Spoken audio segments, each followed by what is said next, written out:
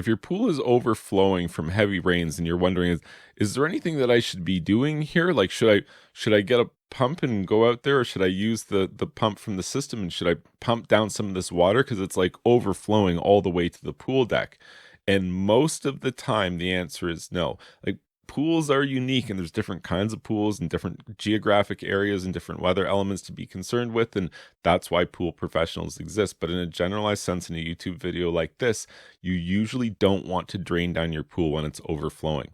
There's actually a substantial amount of risk to your pool because right now we have water where it shouldn't be, basically on the back side of your swimming pool wall. Like, the whole pool itself is basically submerged in a pool of water right now. If you start pumping out water from your pool, that's a problem. We rely on the water in the pool to balance the pool hydrostatically within the ground. And if you were to drain your pool, even some of the ways when you're experiencing, torrential rains and flooding, you're creating the exact situation where you can create a catastrophic failure of your swimming pool.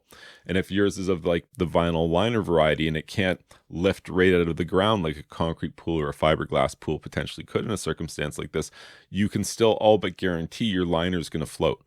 So the way that the same hydrostatic force that lifts a pool out of the ground with a concrete or fiberglass pool won't lift a vinyl pool kit out of the ground because it's not made to be waterproof as like a full bowl. Like, the liner itself is, but the wall seam and floor of the pool is not. So the water gets underneath the walls through the floor and it lifts the liner itself. And so now the liner isn't seated properly, and almost certainly when that water recedes, the liner will seep back down, not in the right place, not in the original area. And assuming that it didn't get put under so much force that it tore free from a main drain or a return flange, something like that, you can all but guarantee you're going to have wrinkles under your liner now. And this is a result of not keeping the water in the pool. Like, if it's overflowing, it's not good. Like, you don't want that.